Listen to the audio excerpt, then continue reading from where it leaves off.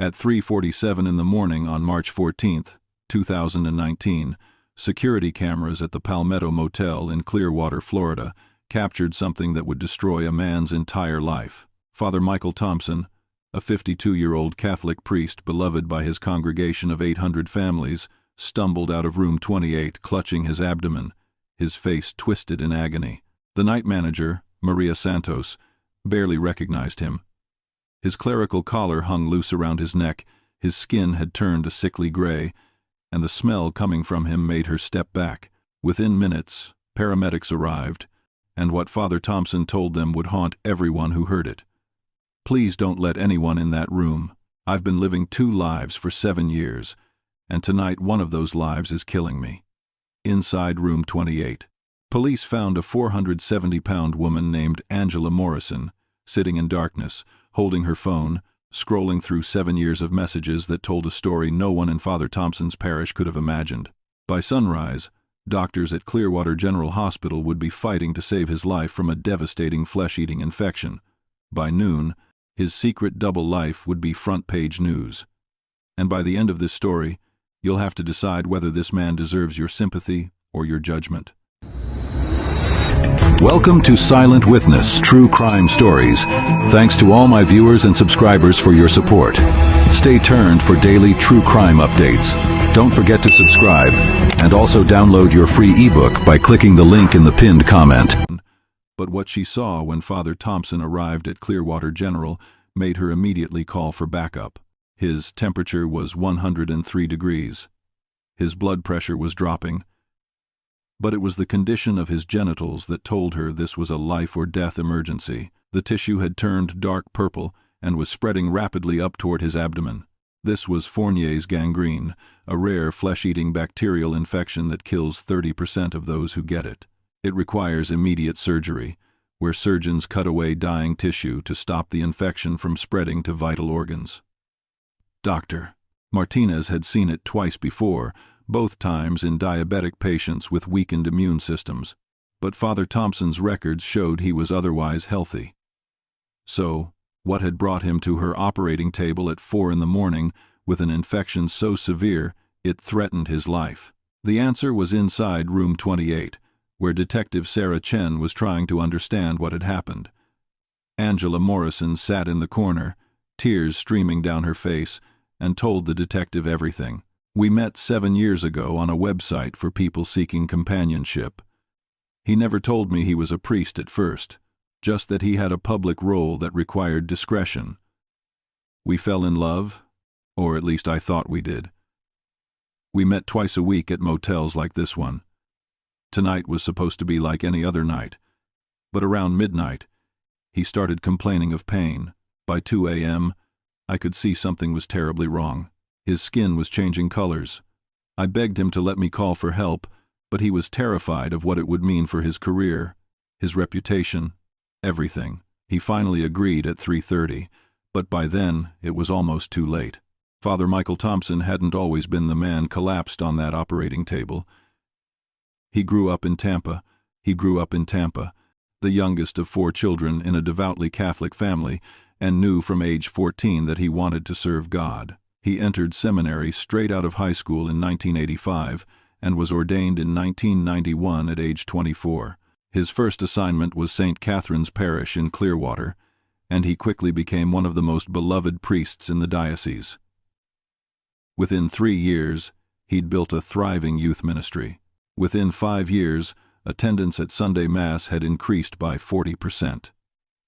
Parishioners described him as genuinely caring, someone who remembered your children's names, who showed up at the hospital when you were sick, who made you feel seen and valued.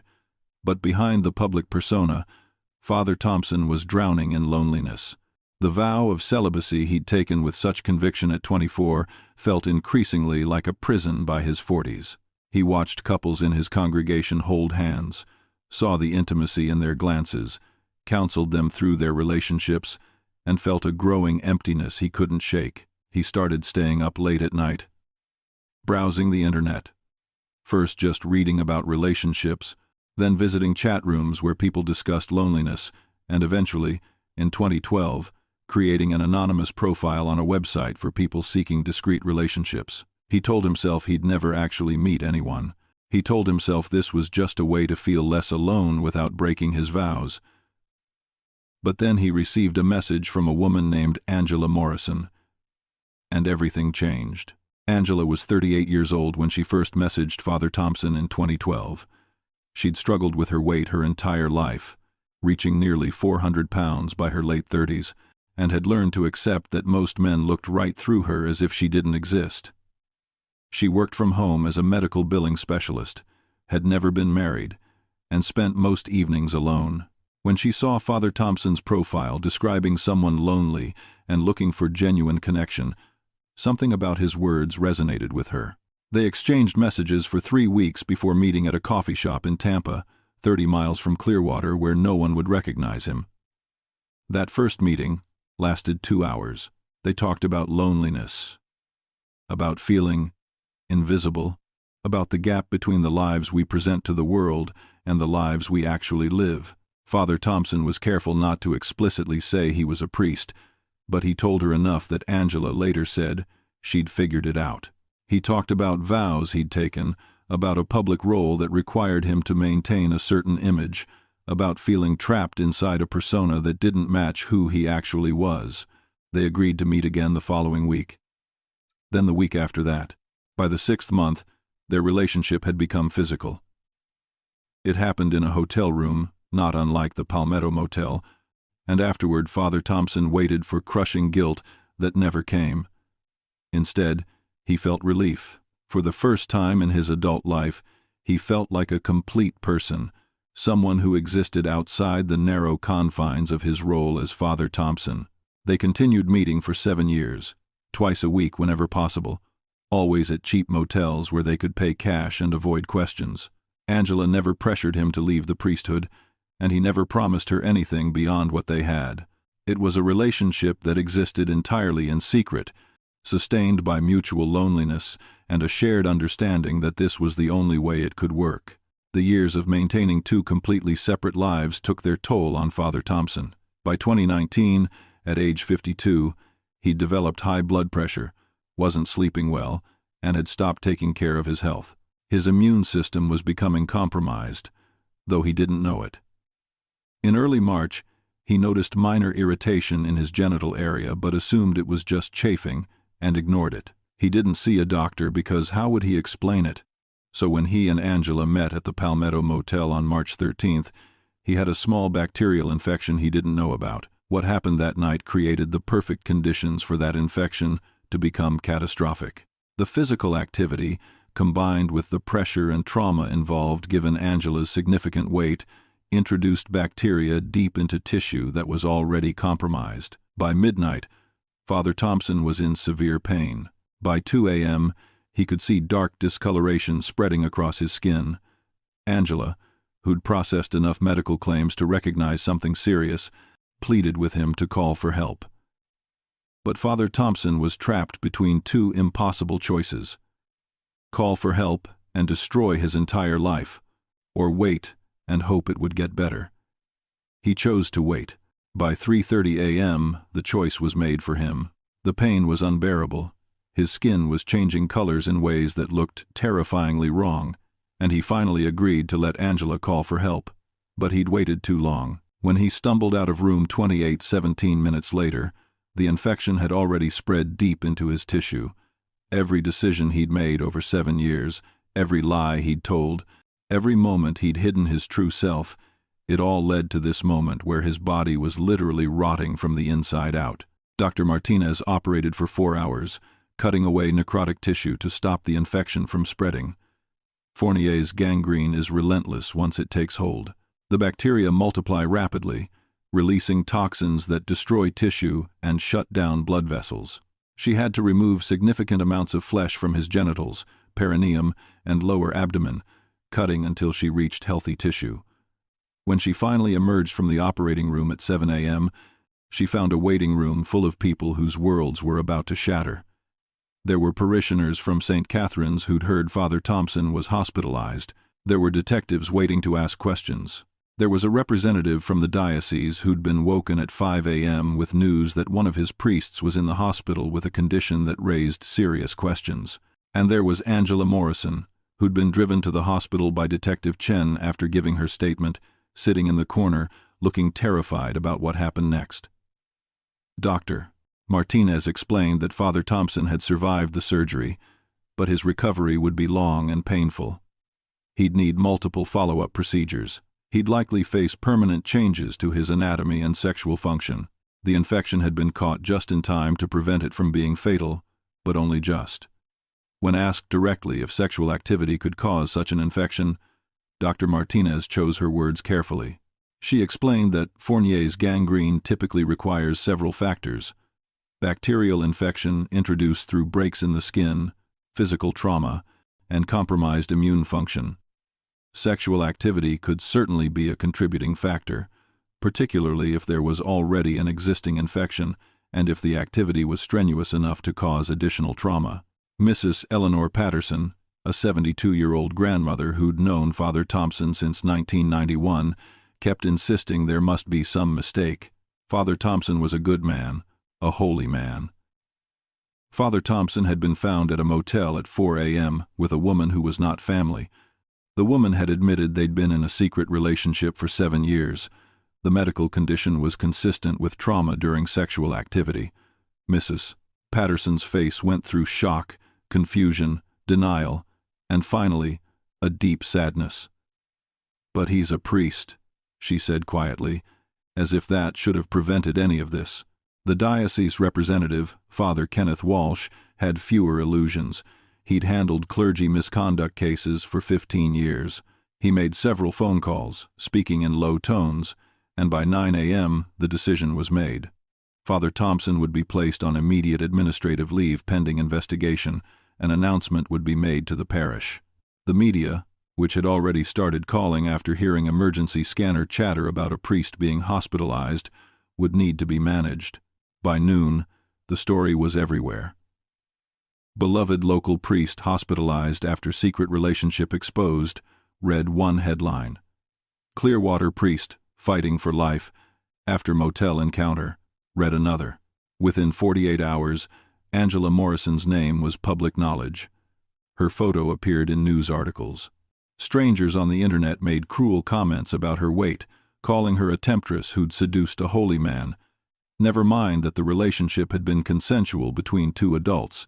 In the public imagination, Angela became the villain, the woman who'd led a priest astray. She stopped going to work, stopped answering her phone, and sat in her apartment wondering how her life had come to this. Father Thompson regained consciousness on March 16th. His first question was whether anyone knew. When the nurse nodded sympathetically, he closed his eyes and didn't speak for hours. Over the next week, as his body slowly healed, he had visitors who forced him to confront what happened. Father Kenneth Walsh from the diocese visited on March 18th and explained that his ministry at St. Catherine's was over, that his future as a priest was uncertain at best. Father Thompson surprised him by saying he understood that he'd known this day would come eventually. "You can't live a lie forever, in this time, and well, free one," he said, his voice hoarse. "Eventually the truth catches up. I'm actually relieved, in a strange way. I'm tired of pretending to be something I'm not." He explained that he'd never fully accepted the burden of celibacy, that he'd taken his vows with good intentions, but realized over the years he wasn't built for a life without intimate human connection. His relationship with Angela had started as a way to fill the emptiness, but became something more meaningful. She wasn't just a secret he kept. She was someone who'd shown him kindness when he felt most unworthy of it. Detective Chen visited on March 20th to complete her investigation. What she'd found was legally straightforward: 2 consenting adults in a relationship that violated religious vows but broke no criminal laws. There was no coercion, no abuse of power, no misuse of church funds. She closed her notebook and asked the question that had bothered her. Why didn't you just leave the priesthood if you were that unhappy? Father Thompson was quiet for a long time. Finally, he said that leaving would have felt like admitting defeat, like throwing away 28 years. It would have meant disappointing his late mother, walking away from a community he loved, and figuring out who Michael Thompson was outside of being Father Thompson. That identity had defined him since age 14. Without it, he didn't know who he'd be, so he'd tried to have both lives. Obviously, that hadn't worked. The media attention peaked in late March, then gradually faded, but the consequences continued. Angela Morrison eventually moved to a different city, changed her name legally, and started over. In a brief interview 6 months later, she said she didn't regret the relationship itself, but regretted the pain it caused and the cruel public scrutiny they both faced. She said she hoped Father Thompson had found peace. Father Thompson left the hospital on April 2nd after 3 additional surgeries. Doctors told him he'd need at least 2 more over the next year, and that while basic functionality would be preserved, his sexual function would be permanently impaired. In a tragic irony, the physical intimacy he'd risked everything for was now something his damaged body couldn't sustain. The diocese offered him a choice: leave voluntarily with a modest settlement, or go through formal investigation that would take months and be even more publicly humiliating. On April 15, 2019, Father Thompson signed paperwork ending his career as a Catholic priest. He moved to Tampa, to a small apartment near where he'd grown up, and tried to figure out what came next. For months he barely left the apartment, isolated by physical pain, emotional trauma, and public shame. But gradually, with therapy and a support group for former clergy, he began to rebuild. He eventually found work as a counselor at a nonprofit, helping people transition out of religious life, using his experience as a cautionary tale about denying fundamental human needs. St. Catherine's Parish held a special service on April 21st, where Father Walsh led the congregation in processing what happened. The church was packed with people needing to make sense of how their trusted spiritual leader had been living a secret life. Father Walsh urged compassion, reminding them that Father Thompson had helped countless people through difficult times, that his failure didn't erase his positive impact. Not everyone was ready for compassion. Mrs. Patterson stood up and said she couldn't forgive the betrayal, that she'd confessed her deepest sins to him, and now questioned whether any of his counsel had been genuine when he'd been living such a profound lie. Others disagreed. Robert Martinez said Father Thompson's personal struggles didn't negate the wisdom he'd shared, that maybe his advice about being human and flawed came from his own experience, making it more valuable, not less. By March 2020, 1 year after that night at the Palmetto Motel, the world had changed with the COVID pandemic beginning, and the story of a priest's secret relationship seemed almost quaint. Michael Thompson, no longer using the title Father, had found his footing as a counselor helping people transition out of religious life. He was open about what happened to him, about the choices he made and consequences he faced. His medical costs exceeded $200,000, leaving him with significant debt. His final reconstructive surgery was in October 2020, and by early 2021, doctors said he'd recovered as much as he would. He'd always have scarring and functional limitations, but he'd survived, which, given how close he'd come to death, was something to be grateful for. He'd also survived emotionally, though that was perhaps harder. He had to rebuild his entire identity. For 28 years he'd been Father Thompson. Now he was just Michael, a middle-aged man with no family, no partner, a damaged body, and a past that made people uncomfortable. He found purpose in his support group work, facilitating meetings and creating space for people to be honest about their doubts and fears. It was similar to what he'd done as a priest, but without the hypocrisy of pretending he had all the answers. In late 2021, Michael received an unexpected email from Angela. She said she'd been thinking about him, hoping he was okay, wondering if enough time had passed that they could talk without all the pain attached. They met at a coffee shop in Orlando in early 2022. Angela looked healthier, though she'd lost little weight. Michael looked older, the stress evident in the lines around his eyes. They talked for 3 hours, filling in gaps from the past 2 years. Angela told him about her new life, her blog about body acceptance, the ways she'd grown from the experience. Michael told her about his work with ex-clergy, about learning to be comfortable with who he was. At the end, Angela asked if they might stay friends now that the secrecy was gone. Michael said he'd like that very much. The story of what happened at the Palmetto Motel is ultimately about the cost of living inauthentically. It's about what happens when religious expectations and human nature collide in ways that can't be reconciled. Michael Thompson lost his career, his community, his identity, and nearly his life. But he gained something too. He gained the ability to be honest about who he is, flawed and human. He gained freedom from maintaining a double life, and he gained perspective on what really matters. Not others' approval or adherence to rules that don't fit who you are, but the courage to live authentically, whatever the cost. Angela lost her privacy and was subjected to cruel public judgment. But she also gained recognition that she deserved better than being someone's secret. She gained strength to demand relationships where she was celebrated, not hidden, and she gained a platform to help others struggling with self-worth and acceptance. The medical emergency was random in timing, but perhaps inevitable.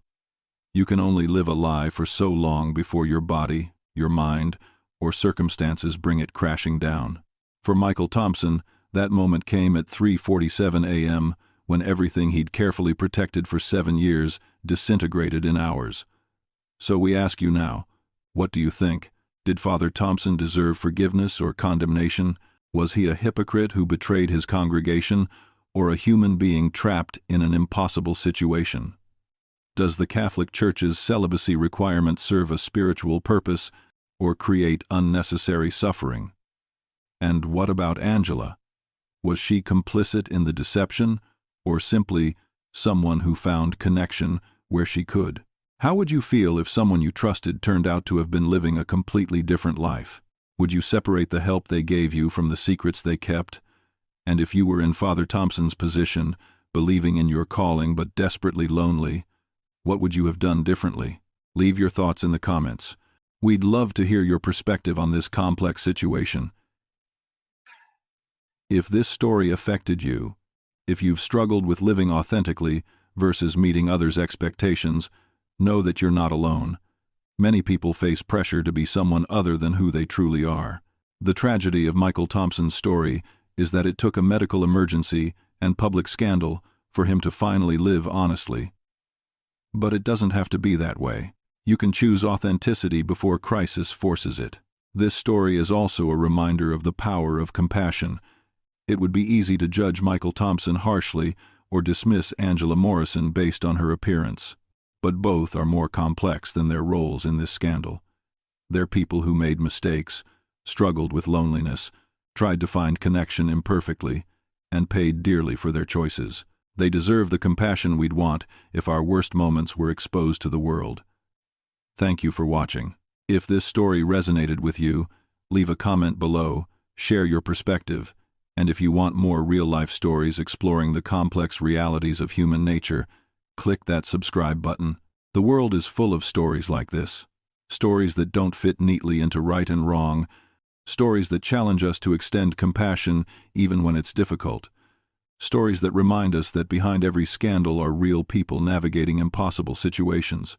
Until next time, take care of yourselves and each other.